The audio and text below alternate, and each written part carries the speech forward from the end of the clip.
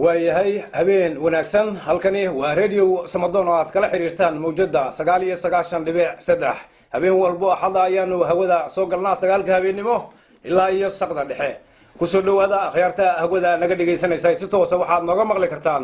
FM ta sidii aan hore u sheegay waxaad kaloo naga daawan kartaan ama aad naga dhageysan kartaan shabakada calanka ama www.samadon.com habeenkan caawa waxaanu nasiib u yeelanay in aanu ku helno si live aan ugu wareysano wasiir ka tirsan ismaamul goboleedka Galmudug oo isagu booqasho ku jooga guud ahaan dalka Norway markaan ilaahdo magaalada Oslo kaasoo u yimi howlaha inuu ka xaliyo iyo dana gaar oo isagu inoo sheegi doono marka ugu horeysa wasiir Cumar Suuri Cumar Maxamuud Roble kusoo dhaw radio Samadoon bismillaahi waa mahadsantihiin aad baan idinka mahad celinayaa soo dhaweynta aad ugu soo dhaweyseen barnaamijkan radio Samadoon waxaa kaloo mahad celinayaa dhammaan dhageystayaasha barnaamijkan baan u mahad celinayaa sidoo kale waxaan ku leenahay kusoo dhawow gacmo furan iyo walaaltinimo anigoo ku hadlaya magaca maamulka idaacadan iyo guud ahaan shaqaalaha ka shaqeeya ummadda Soomaaliyeed oo degan dalka Norway khaasatan kuwa ku nool magaalada Oslo waxaan ku leeyahay kusoo dhawow dalka Norway jala wasiir booqashadan gaaban ee aad ku timi dalka Norway khaasatan magaalada Oslo waxa ay tahay mid aan wada ogeyn ummadda Soomaaliyeed dalka degan waxa aan jeclaan lahaa su'aasheeda ugu horeysa marka aan u dhigo sidan maxay ku saleysnayd jala wasiir imaashadadan dalka Norway iyo Oslo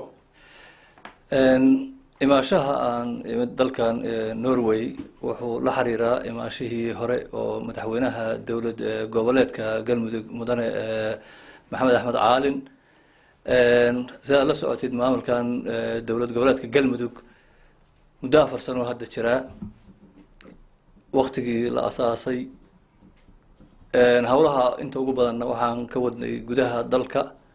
hadafka ama ujeedada loo dhisay oo ahayd in deegaamada hadda uu ku magacaaban yahay in loo sameeyo waxa loo yaqaano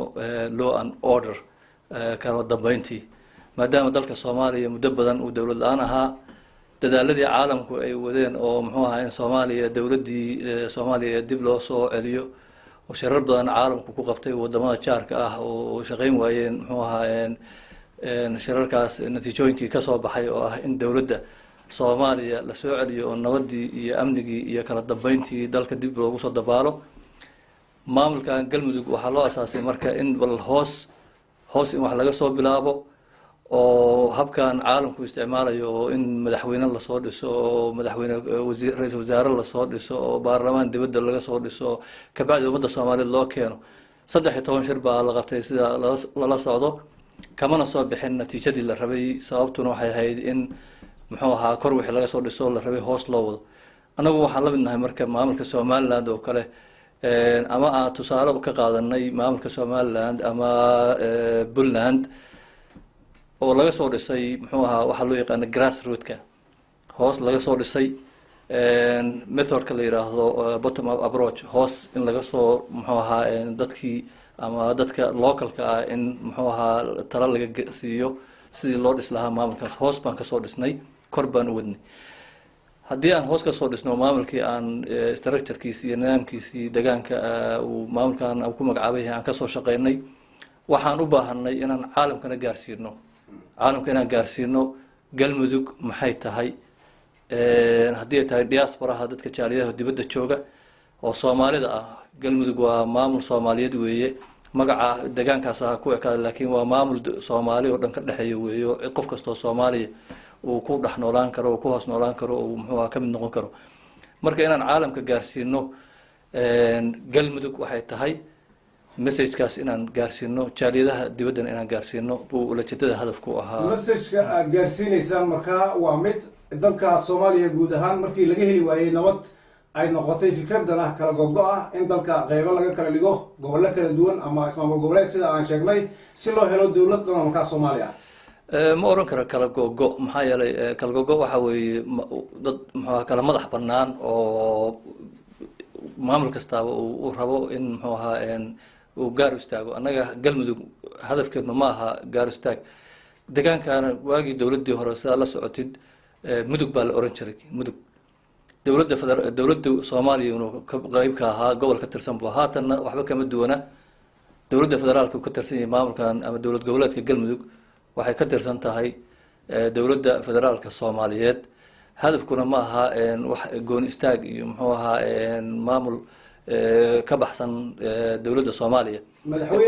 sidii lagu gaari lahaa dowladda Soomaaliya aan ku dhameystiro sidii lagu gaari lahaa dowladda Soomaaliya anagu waxaan u aragnaa in hoos laga soo dhiso maamulkan aan dhisnay oo ka soo bilownay waxa loo yaqaano village level district level regional level markaas ka bacdi in loo gudbo muxuu ahaa wax la yiraahdo national level oo Soomaaliya oo dhan muxuu ahaa maamulku kor u aado meeshii kor inta laga soo bilaabo hoos loo aadi lahaa waxaad samaysateen wasiiro baarlamaan tiradooda baarlamaanka la sheegay inay yihiin 25 baarlamantari ka dhisan galmudug wasiiradu waa 7 in fact wasiirada dastuurka sar nagu qoran waa 7 baahiyo jira darteed waxaa jira qorshe ah in la kordhiyo golaha wasiirada si barnaamijyada shaqo ee noo yaala loogu helo mas'uuliyiin kale oo ka qayb qaata madaxweyne caalim markuu halka yimi khudbadihiisii ama waxyaabaha ummadda u sheegay waxaa kamid ahaa ismaamul goboleedkiisu inuu la mid yahay Puntland kan Somaliland uu ka duwan yahay adigu waxaad ii sheegtay hadda Somaliland iyo Puntland Somaliland waxa ay ku dadaalaysaa inay go'itaan ka madax banaan Soomaaliya ay samayso kiino ma uu ku egyahay sida madaxweynaha uu sheegay kan Puntland oo kala raacsan calanka Soomaaliya absolutely waxa weeye anaga dowlad goboleedku waa dowladda federaalka buu ka mid yahay midnimada Soomaaliya iyo Soomaaliya muxuu ahaa dowladeedii in la soo celiyo arrintaas aan u aragnaa anagu muqadas maamul hoos oo deegaanka aan ka sameynay weeye laakiin waxaan ka tirsanahay Soomaaliya mana noogu jirto qorshaha in aan ka madax banaanaano Soomaaliya xiriirka aan la leeyihiin qaybaha kala duwan khaasatan qaybta Soomaaliya ee Sheekh Shariif uu ka taliyo xad intee la eegayay galmudug ay leedahay سألنا سؤال الدولة شيخ شريف ودولة فدرالك الصومالية ولو تلقى إني محوها ودن كإنتي سكلاء وتلسو ود هذا إلى هنا ودكته واسكوا بنت هاي